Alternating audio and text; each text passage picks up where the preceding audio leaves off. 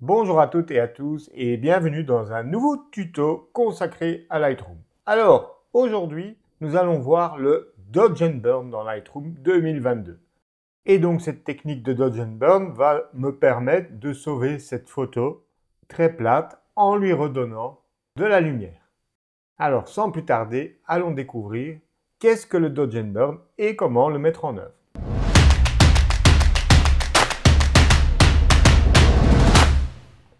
Alors, tout d'abord, qu'est-ce que le fameux Dodge and Burn? Eh bien, Dodge, c'est éclaircir, Burn, c'est assombrir. Pour le retenir, puisque en général on utilise ces termes en anglais, je retiens que Burn, c'est quelque chose qui a brûlé, qui est carbonisé et qui est donc noir pour assombrir. Voilà. Donc, cette technique d'éclaircissement et assombrissement, bien connue dans Photoshop, est également possible dans Lightroom, principalement avec le travail au pinceau en combinaison avec les masques de gamme de luminance que nous avons vus les 2 semaines précédentes. D'ailleurs, si vous n'avez pas encore vu les vidéos à ce sujet, je vous conseille d'aller les voir là-haut. Cela vous permettra de mieux comprendre ce que je vais faire par la suite.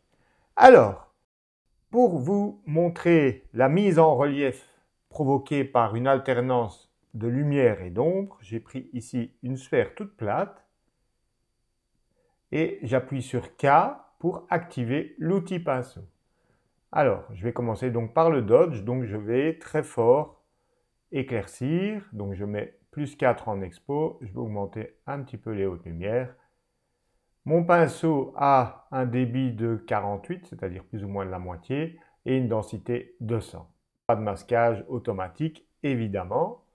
Je vais lui donner un contour progressif de 100 et je vais l'agrandir à l'aide de la molette de la souris. Et donc, je viens, comme ceci, voilà, peindre avec le pinceau en insistant plus fort à l'extrémité. Voilà, j'essaye de peindre en arc de cercle. Et voilà donc la première phase dite d'éclaircissement, le Dodge. Donc, on va renommer ce masque Dodge. Voilà. Et on va en créer un nouveau. Donc, j'appuie à nouveau sur K pour créer un nouveau pinceau. Et ce dernier va avoir l'action opposée, donc le fameux Burn. Donc, je vais mettre l'expo à -4, assombrir les ombres, baisser un peu les hautes lumières, les blancs, etc. Tout ce qui est dans le sens de l'assombrissement. Légèrement les noirs. Voilà. Et pareil, je donne des coups de pinceau de manière circulaire. Voilà. Et je vais insister plus fort ici dans le bas. Voilà. Pour accentuer le côté sombre. Et donc, vous voyez ici l'assombrissement qui déborde évidemment du disque. Donc, ce que je dois faire, c'est garder l'intersection avec le sujet. Mon sujet, c'est le disque. Et donc, je veux garder que la zone dans laquelle je suis venu effectuer des coups de pinceau. Et bien, pour ça, il me suffit de faire l'intersection. Donc, si vous avez deux zones comme ceci, quand vous faites une intersection, ce sont les deux zones qui se recoupent, qui seront prises en compte. Donc, je fais un Alt ou option clic sur le bouton soustraire et je vais choisir donc intersection avec sélectionner un sujet. Et voilà, vous voyez qu'à présent, je n'ai plus l'ombre qui déborde. Donc ça, c'est mon burn. Voilà. J'appuie sur H pour enlever les pastilles momentanément. Et donc, vous voyez l'effet d'éclaircissement et assombrissement qui donne déjà plus l'impression d'avoir une sphère plutôt qu'un disque tout plat. Alors, on peut encore aller plus loin. On peut s'amuser à créer une ombre pour encore donner plus un aspect 3D. Donc, à nouveau, je crée un nouveau masque d'assombrissement. Donc, je vais également mettre -4 en expo, peut-être les noirs au maximum. Voilà. Donc, je vais commencer ici au niveau de la base de la sphère. Donc, j'appuie assez fort pour rendre la zone bien sombre. Alors, je vais tout de suite soustraire la sphère parce que vous voyez que ça a l'impact ici en bas. Donc, pour ça, je clique sur soustraire, soustraire mon sujet. Et voilà, je n'ai plus le risque de dépasser. Je reclique sur mon pinceau pour le sélectionner. Et je vais un petit peu agrandir, voilà, pour diffuser l'ombre Voilà. J'appuie sur Alt ou Option pour effacer, pour rendre la surface plus plane. Voilà, c'est pas trop mal. Alors j'appuie sur H, ce qui me permet donc de déplacer l'ombre pour la placer, voilà, de manière un peu plus réaliste. Alt pour effacer ce qui déborde un petit peu de l'autre côté. Voilà, bon, c'est pas parfait, mais vous avez compris le principe, donc je vous montre.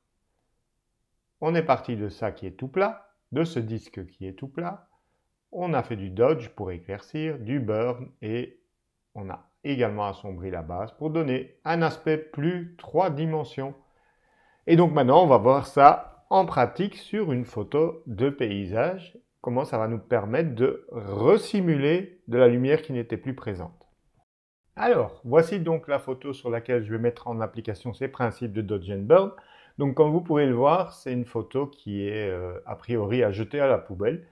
Donc, c'est sur l'île de Skye, c'est le spot Fairy Glen sur lequel j'étais en stage. Et on peut voir deux de mes stagiaires dans la compo. Et donc, malheureusement, à ce moment de l'année, là c'est en septembre, en fait, le soleil disparaît rapidement derrière et donc vous avez toute la zone qui est dans l'ombre. Donc, on va tenter de resimuler le moment où la lumière était encore présente. On va commencer le traitement, donc on va commencer par appliquer les corrections de l'objectif si ça n'est pas encore fait. Voilà. Et donc maintenant, on va s'attaquer au réglage de base. Donc l'idée, comme vous pouvez le voir ici, on a déjà un peu de surexposition. Donc on va tenter de récupérer les hautes lumières, en tout cas pour supprimer cette surexposition. Voilà, J, c'est bon. Et maintenant, donc on va déboucher les ombres.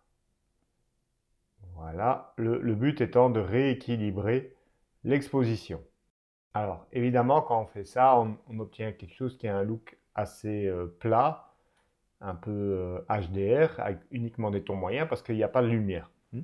Donc, ce que je vais faire ici, je vais simuler la présence du soleil. Donc, je vais d'abord créer un halo solaire, et puis je vais venir travailler en Dodge and Burn sur les zones qui auraient été impactées par la lumière pour donner plus de relief. Donc, si le soleil était là, eh bien, on aurait déjà une température de balance des blancs plus élevée. Donc, je vais monter un petit peu pour réchauffer. Voilà, je pense qu'ici, aux alentours de 6550, c'est déjà mieux. Alors, je vais appliquer un filtre sur le ciel, un filtre dégradé linéaire pour un petit peu déjà récupérer des hautes lumières, parce que sinon, comme vous pouvez le voir ici au niveau de l'histogramme, je suis déjà au taquet. Et donc, quand je vais ajouter un soleil, ça va tout de suite tout surexposer. Donc, un filtre dégradé linéaire, M comme raccourci clavier. Je tire mon dégradé, j'appuie sur H pour voir où j'ai tiré, O pour voir l'incrustation. Alors, je vais la mettre en couleur. OK, voilà, le rouge par défaut. Donc, je vais impacter cette zone. Je vais donc appuyer sur O et baisser les hautes lumières. Alors, pas trop, parce que sinon, vous voyez le risque de mauvais rendu que vous pouvez obtenir. Donc, c'est simplement pour préserver, voilà, un petit peu des détails dans cette zone. Alors, est-ce que ça a un impact sur le haut de la colline? Un tout petit peu, déjà qu'on n'a pas beaucoup de lumière. Donc, on va venir protéger notre colline. Donc, pour ça, on va utiliser un gamme de luminance. Donc, Alt, intersection, gamme de luminance. Et je vais donc protéger les tons sombres. Donc, le curseur de gauche, voilà, je le tire vers la droite. Vous voyez donc les ombres ressortir. Donc là, je pense qu'on doit être pas mal. Je vais faire un petit avant-après. Voilà. Du coup, on a une protection ici de l'avant-plan. Donc ça, c'est mon ciel. Première étape. Maintenant, on va ajouter le soleil. Donc pour ça, on va utiliser un filtre. On va utiliser plusieurs filtres radio. Donc Shift M. On va situer le soleil ici. Je maintiens Shift pour tirer un cercle parfait. Et là, je vais commencer donc par tirer un très grand cercle. Voilà. Je vais même dézoomer. Commande ou contrôle moins. H. Et donc là, typiquement, ce que je vais faire, c'est augmenter l'exposition. Vous voyez la raison pour laquelle j'ai récupéré d'abord mes hautes lumières dans mon ciel pour éviter de tout de suite grimper en surexposition. Donc là, je pense que je peux gagner jusqu'à 2 tiers de stop. Je vais mettre le contour progressif à 100 évidemment, sinon on voit la démarcation. Et on va augmenter la température à cet endroit-là légèrement, encore un peu plus. Donc je fais un petit avant-après. Avant, après, vous voyez la lumière. Alors je voudrais qu'elle s'étende un peu plus loin, au moins jusqu'à la colline ici. Donc je rappuie sur H pour voir mon filtre et je vais l'étirer. O pour voir jusqu'où s'étend la zone et je vais l'étirer encore plus grand. Donc hop, voilà, ça peut. On va aller jusqu'au personnage ici. Je ne me rappelle plus qui c'est qui est là. Voilà, un petit avant-après. Voilà, là j'ai déjà préparé le terrain pour le soleil. Alors, donc je surveille l'histogramme. On va l'appeler donc grand halo solaire. Voilà. Je vais le dupliquer. Donc pour ça, soit vous appuyez sur H pour voir votre pastille et vous cliquez droit. Et on va bien dupliquer le masque complet. Donc grand halo solaire. Ne dupliquez pas juste le radial. Vous ne pourrez pas appliquer un réglage différent sur cette partie-là. Donc ce qu'on va faire ici, c'est le rétrécir. Donc Shift pour que le centre d'origine reste identique. Voilà, quelque chose comme ça. Et donc là, comme vous le voyez, on est en train tout doucement d'atteindre la surexposition, chose que je ne veux pas encore. Donc ce que je vais faire, je vais en même temps déjà quand même un petit peu récupérer les hautes lumières. Voilà. Peut-être légèrement baisser la température pour pas trop monter. Il faut monter crescendo en fait. Au plus vous êtes proche du soleil, au plus vous êtes blanc. Voilà. Et on va le renommer. Donc c'est le halo solaire moyen. Et maintenant, on va créer un plus petit. Donc je vais le redupliquer. Donc vous pouvez le redupliquer ici en passant également sur les 3 petits points. Dupliquer le masque. On va tout de suite le renommer petit halo solaire. Donc en général, ça fonctionne bien de superposer comme ça 3, voire même 4 filtres radio pour un effet plus réaliste. Donc idem, on va venir restreindre son action. Et ici, on va remettre les hautes lumières à 0. Donc là, j'ai cliqué 2 fois sur haute lumière et on va peut-être même, voilà. Vous voyez, j'augmente l'exposition un peu plus fort, quitte à atteindre la limite de l'exposition, ce qui n'est pas le cas d'ailleurs. Et donc, à l'aide de ces 3 filtres, je vais me remettre en zoom adaptatif. J'appuie sur Z, j'appuie sur H. Voilà, vous voyez qu'on simule la présence du soleil. On peut même, si on veut encore aller plus loin, créer un 4e filtre en le dupliquant encore une nouvelle fois. Et celui-là, on va carrément le renommer. C'est juste le soleil lui-même. OK. H pour voir où je suis. Shift maintenu. Et vous faites un petit cercle, comme ceci, où vous pouvez même venir baisser le contour progressif. Alors, pas trop tout de même, pour voir le disque de manière plus définie. Alors, on peut le masquer, celui-là. Donc, on peut faire en sorte qu'il ne déborde pas sur la colline en venant donc faire interagir un masque de luminosité. Alt-clic, intersection, gamme de luminance et je vais venir protéger les tons sombres. Voilà, je regarde jusqu'au moment où je vois en haut à gauche que la colline est moins impactée. Voilà.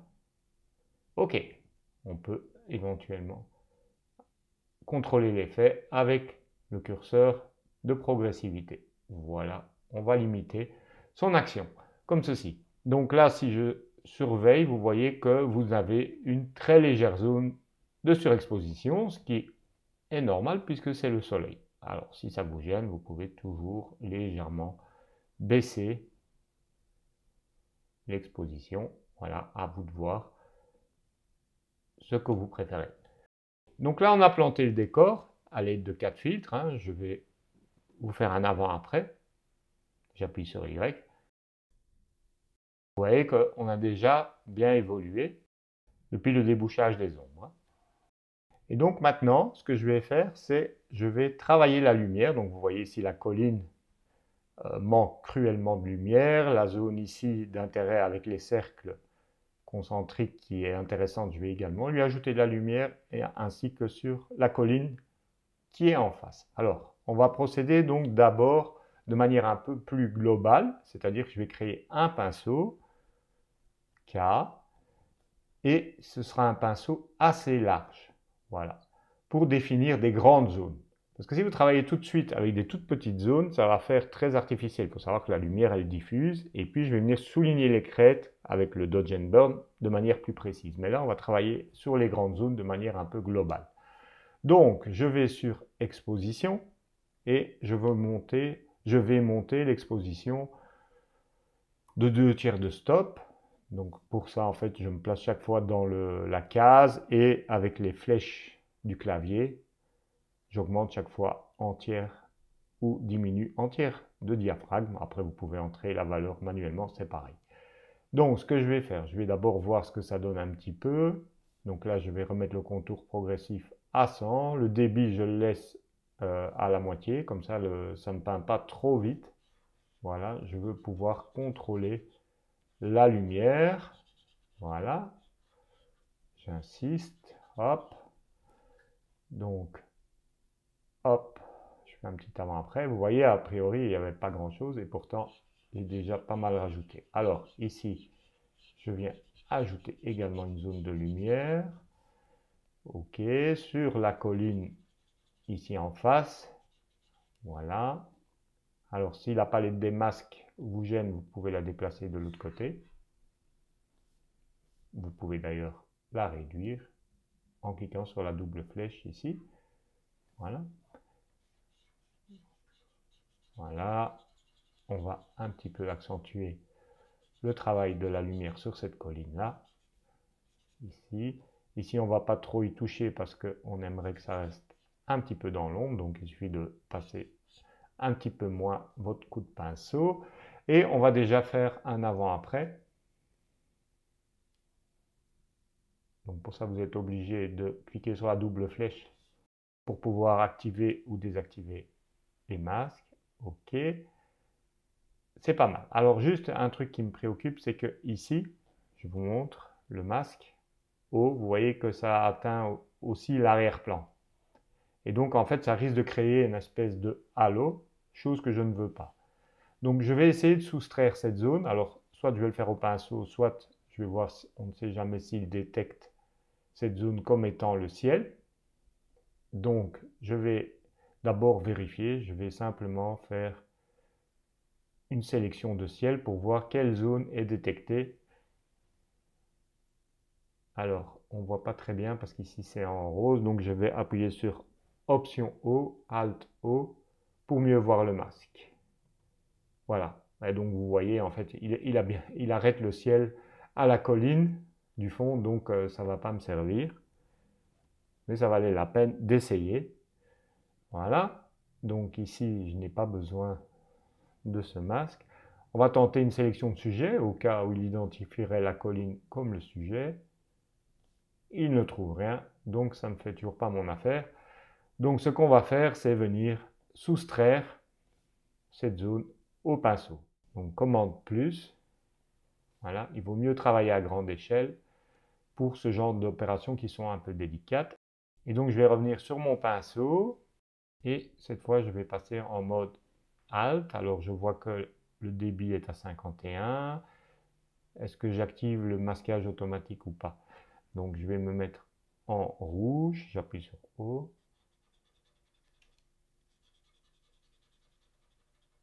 Voilà, ça a l'air de faire pas trop mal le job. un peu agrandir le pinceau.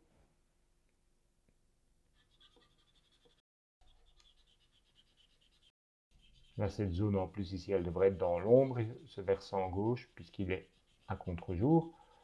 Donc voilà. Je déplace l'image avec la barre d'espace. Option. Voilà. Ok, ça m'a l'air déjà mieux. Z me permet d'avoir une vue plus globale de l'image.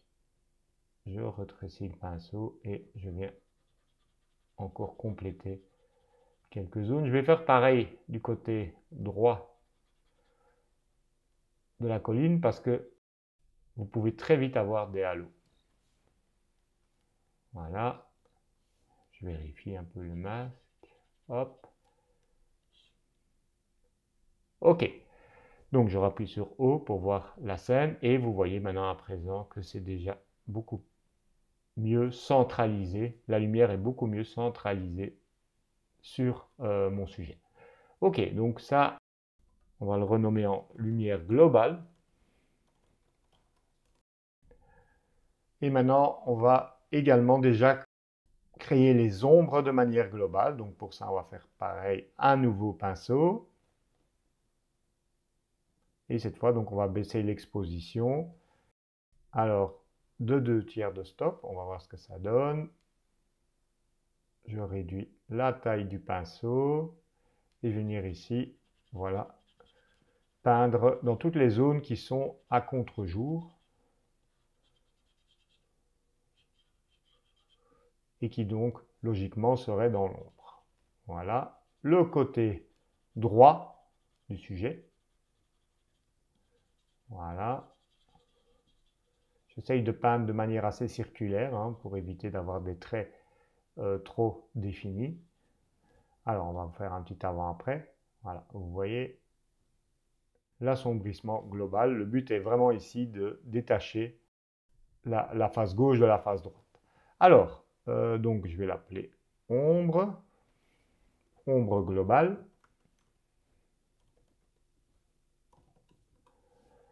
Donc on va protéger le ciel, hein, comme vous pouvez le voir quand j'appuie sur O, j'ai peint dans le ciel. Donc là, on va simplement soustraire le ciel.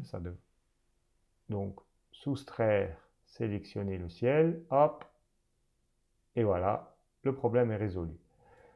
O, je regarde un petit peu mon masque en noir et blanc, donc O, option O, jusqu'à avoir le masque tel qu'on le connaît dans Photoshop. Vous voyez que ici c'est plus sombre. Je peux encore accentuer un petit peu ici, puisque on est à contre-jour. Donc je reprends mon pinceau et je viens repasser plusieurs fois. Alors pourquoi je dois repasser plusieurs fois? C'est parce qu'en fait mon débit est à 48 au lieu d'être à 100. Mais je préfère travailler comme ça, de cette manière,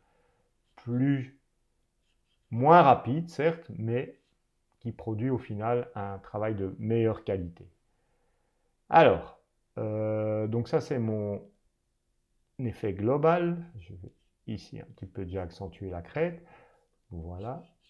Donc maintenant, on va commencer le travail de Dodge and Burn, qui lui va être beaucoup plus précis sur certaines zones.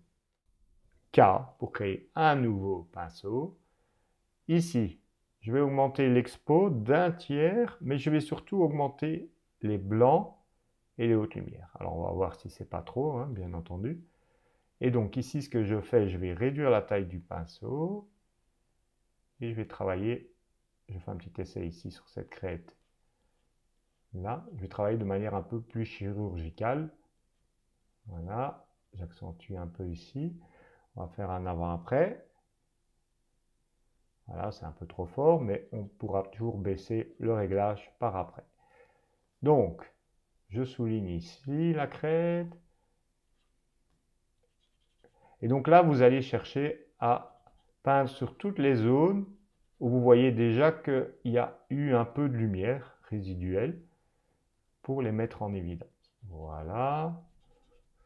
Donc ne peignez pas évidemment dans les zones où il y a de l'ombre. Alors je vais essayer de souligner un petit peu le chemin ici, qui est sympa. Voilà. Le haut des crêtes.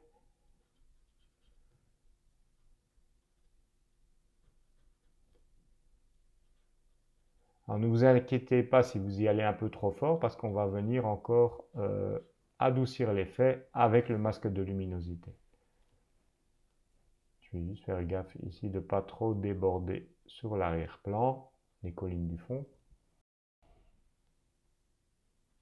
Et on va également ajouter au pinceau un peu de couleur, c'est-à-dire de balance des blancs. Vous voyez là, j'influe non seulement sur la luminosité, mais également sur la teinte. C'est ce qu'on appelle aussi le color dodge, c'est-à-dire qu'on éclaircit tout en injectant de la couleur. Alors, on va venir sur ce pinceau et on va venir lui ajouter un masque de luminosité, de luminance. Donc, Alt, gamme de luminance, et on va donc protéger les tons sombres. Alt-clic pour voir la carte de luminance en rouge. Quand vous faites une intersection, en fait, le fonctionnement de la carte de luminance est cohérent, c'est-à-dire que vous voyez ici en noir les zones d'ombre qui seront protégées. Voilà, ça semble pas trop mal. Ok, on va faire un petit avant-après. Ok.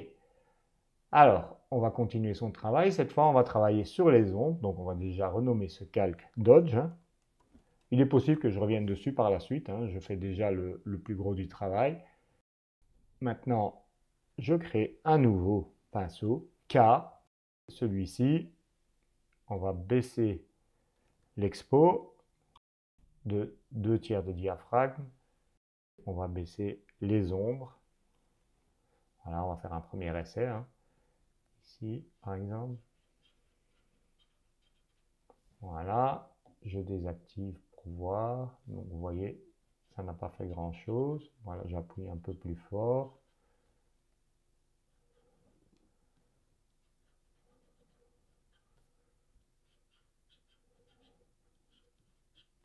Voilà.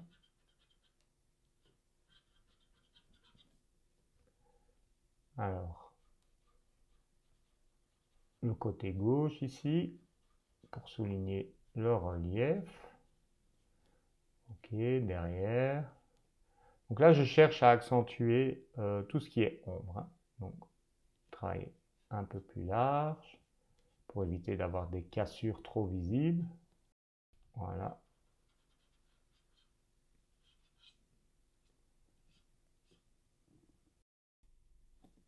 Voilà, on va faire un petit avant-après. Donc ici, j'essaye de simuler bien l'ombre de la colline. Ici, à mon avis, elle doit s'arrêter d'après la direction du soleil.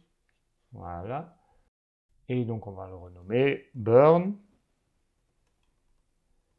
Et on va venir là faire l'inverse, c'est-à-dire on va venir ajouter un gamme, on va venir faire l'intersection avec un gamme de luminance, mais cette fois donc qui va protéger les tons clairs, c'est-à-dire le curseur de droite. Donc je clique, vous voyez tout en rouge, et ce que vous voyez de clair apparaître, ce sont donc les tons qui seront protégés. Voilà, donc évidemment le ciel, j'ai pas peint dedans, mais voilà, c'est maintenant que vous voyez les détails, les hautes lumières réapparaître, et donc on va les protéger jusqu'à un certain degré. L'idée c'est de ne pas créer des transitions trop dures, on va voir en faisant un avant-après. Ok, ça semble pas trop mal. Et on peut toujours évidemment, avec le curseur de progressivité, vous voyez, influer sur le rendu. Ok. Alors, maintenant que j'ai fait ce travail, cette première passe de travail, ce que je vais faire, c'est retravailler la lumière. Donc ici, sur la colline, je le trouve un peu trop fort. Donc je vais revenir sur Dodge. C'est Dodge qui a éclairé cette colline, comme vous pouvez le voir. Et donc ce que je vais faire, je vais venir sur mon pinceau, faible débit, et simplement donner un grand coup, quelques grands coups de pinceau sur cette zone pour un peu l'atténuer. Voilà, c'est déjà plus cohérent. Ici, j'aimerais un peu plus de lumière. Donc là, le fait d'avoir relâché Alt, eh bien, je suis en mode plus de lumière. Voilà. Ok. Voilà. Alors attention, parfois, c'est ce qui vient de m'arriver. J'ai déplacé en fait mon coup de pinceau. parce qu'en fait vous ne le voyez pas, mais la pastille, en fait, des fois quand vous passez votre curseur dessus, vous l'accrochez. Et donc en fait tout a été décalé. Donc là, je reviens en arrière, vous allez voir, hop, voilà. Vous voyez, la lumière se remet en place. Donc faites bien attention de ne pas toucher la pastille. Elle est assez large maintenant depuis qu'ils ont changé le type de pastille. Et donc faites gaffe, ça arrive quand même assez souvent. Même quand elles sont invisibles, il suffit que vous passez à l'endroit, vous voyez, quand je survole, vous voyez qu'il y a une main qui apparaît, et donc à ce moment-là, si je tire en donnant le coup de pinceau, eh bien en fait, vous déplacez tout le travail de lumière que vous avez fait. Donc n'hésitez pas à faire un commande ou CTRL Z si ça vous arrive. Voilà, donc là, c'est pas mal. Peut-être un peu de lumière ici sur les herbes un peu rousses. Peut-être ici. Voilà. Alors c'est un travail évidemment de patience, hein. On peut y passer pas mal de temps, mais en fait vous êtes en train de resculpter la lumière dans la photo. On va revenir sur le burn, revenez sur votre pinceau et on va venir encore ici accentuer certaines zones.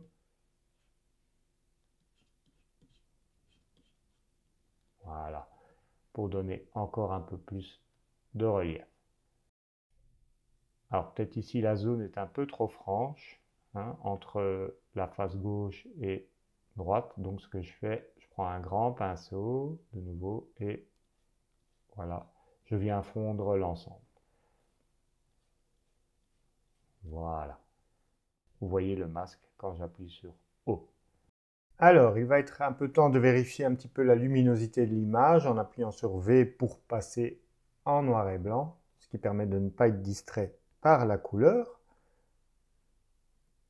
Alors, j'appuie sur Z et je vois quelque chose qui me dérange. Il y a une espèce de halo ici, avec les tons clairs juste derrière la colline. Alors, peut-être qu'ils sont naturellement présents, mais ça risque de s'accentuer si je booste le contraste encore. Donc, ce que je vais faire, je vais tout de suite résoudre ça à l'aide d'un pinceau. Voilà. Et donc, ce que je vais faire, je vais baisser les hautes lumières. Je viens zoomer dans cette zone. Voilà. Ok, je peux aller un peu plus loin apparemment. Je vais baisser un peu plus fort encore les hautes lumières. Voilà. Là, en fait, vous voyez ce que je fais, j'égalise le niveau de luminosité avec la zone à gauche. Donc, c'est plus facile de comparer les niveaux de luminosité en vous mettant en noir et blanc. Ici également, on voit que c'est un peu plus clair qu'à gauche, qu'à droite. Et donc, pareil, on va harmoniser tout ça.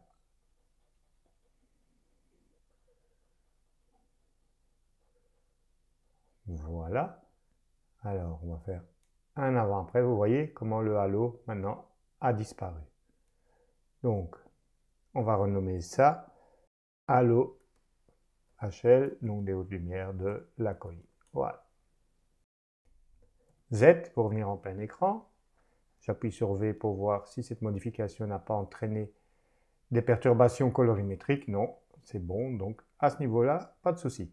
Alors, maintenant, je regarde un petit peu le contraste global et je constate que je trouve que mon ciel est fort clair et que l'image, quand même, manque un peu de contraste.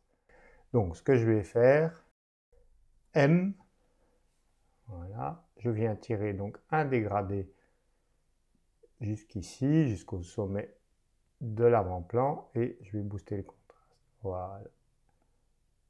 Vous voyez, j'évalue en fait la lumière uniquement comme ceci en noir et blanc. Donc, alors, je vérifie les blancs, je suis quasi au taquet. J'appuie sur J pour vérifier qu'il n'y a pas de surexposition. Vous voyez, oui, dans le ciel, mais en fait, le ciel, je vais venir le protéger, donc ça, c'est pas trop grave. Et je vais baisser les noirs un chouïa. Là, vous voyez qu'il y a du bleu qui apparaît dans l'image, donc c'est qu'on a du vrai noir. Je reviens un chouïa en arrière. Voilà, donc ça, pour mon avant-plan, c'est déjà mieux. Alors, je vais soustraire le ciel pour éviter d'avoir un accroissement de surexposition ici. Donc, masque. Je vais sortir ma palette. Voilà, donc soustraction du ciel. Hop, 1, 2, 3 et c'est réglé. Voilà. Avant, après. OK. Je repasse en couleur pour voir les modifications que ça a entraînées.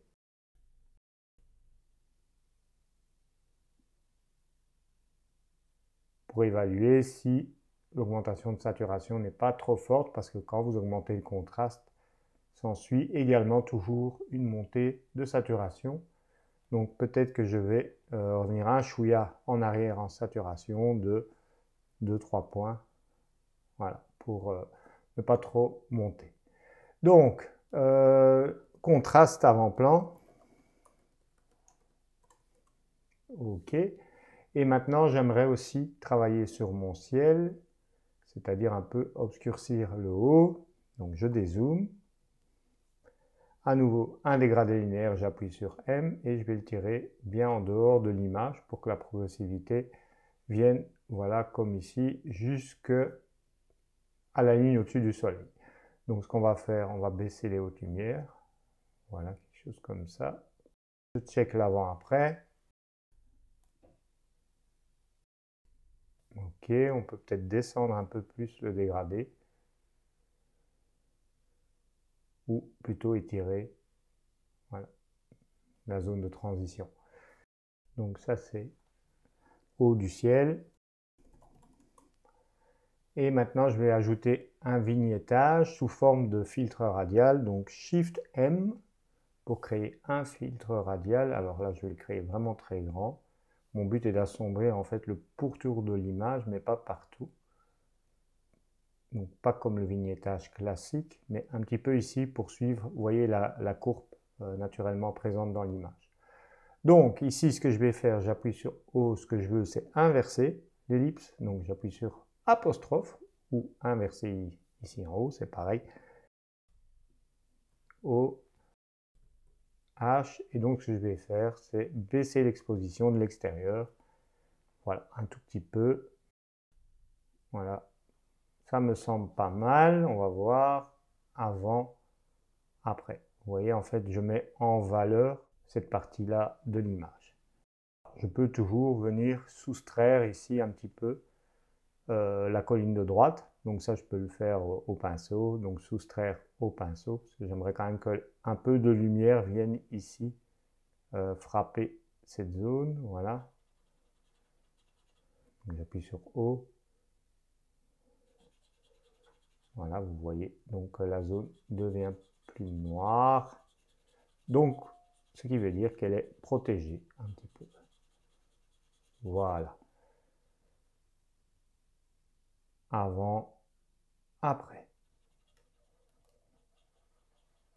Voilà. Donc ici, je vais déjà renommer ce masque vignettage. Donc je fais une sélection du ciel et que je vais inverser pour avoir l'avant-plan. Donc je vous montre O et si j'appuie sur apostrophe, voilà, j'ai juste l'avant-plan. OK. O. Et donc comme je vous l'ai dit, je vais booster un petit peu plus les blancs pour donner plus d'impact encore à l'avant-plan. Qui est peut-être ajouter un chouïa de saturation. Plus 5, là je pense qu'on est pas mal, on va voir. Avant, après. Donc ça c'est boost, avant-plan. OK. Z pour voir l'image en grand. Je vais venir raccrocher ma palette des masques pour pouvoir un peu mieux évaluer l'image. Alors, globalement, ce que j'aime bien faire en fin de traitement, c'est ajouter un petit peu de clarté négative pour donner un effet un peu dreamy. On n'allait pas trop loin, sinon ça fait kitsch, mais style moins 10, moins 15 peut donner un effet sympa. Ici, moins 9, je pense, est plus adapté. Alors, j'aimerais rajouter un petit peu de bleu dans les ombres.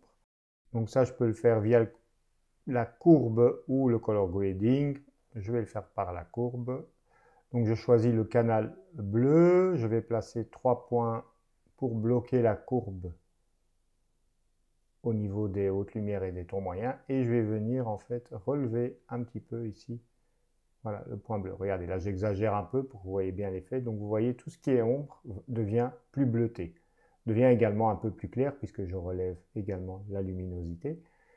Mais donc voilà un petit peu l'effet que je veux appliquer. Je vous montre avant, après. Vous voyez, c'est subtil, mais ça a ajouté en fait du bleu dans les ombres. Voilà. Donc on va faire un petit avant-après. On va regarder l'image depuis le tout début. Donc je vous les mets en comparaison et vous voyez que il n'y a pas photo, il y a une sacrée différence. Évidemment, là c'était le RAW complètement bouché. Donc maintenant on va récapituler un peu toutes les étapes qu'on a fait. Voilà, je viens sur ma palette de masques qui constitue en quelque sorte un peu mon historique. Donc je vais désactiver tous les masques. Donc là vous voyez, ça c'était l'image lorsque j'avais simplement débouché l'avant-plan et rééquilibré un peu la lumière du ciel. Donc on va voir masse par masse ce qu'on a fait. Alors, on commence de bas en haut, donc on a assombri le ciel, on a créé le premier halo solaire général, donc le très grand, un moyen, un petit pour créer l'apparence du soleil, un tout petit vraiment pour dessiner le soleil.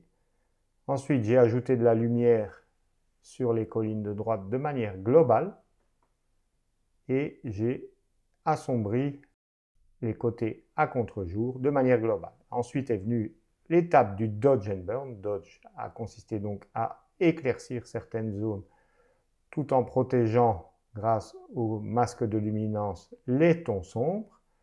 Et après, on est venu assombrir les ombres tout en protégeant cette fois les tons clairs à l'aide du masque de gamme de luminance.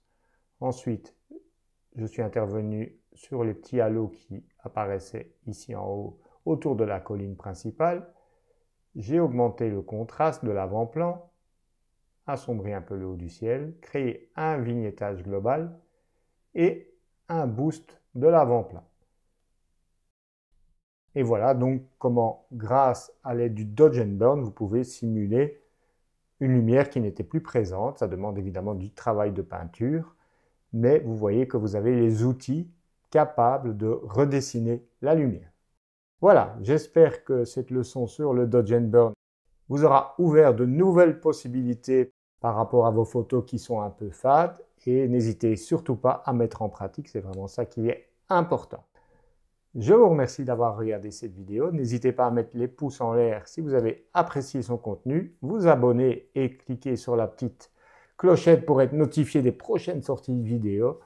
D'ici là, je vous souhaite une bonne semaine. Ciao, ciao!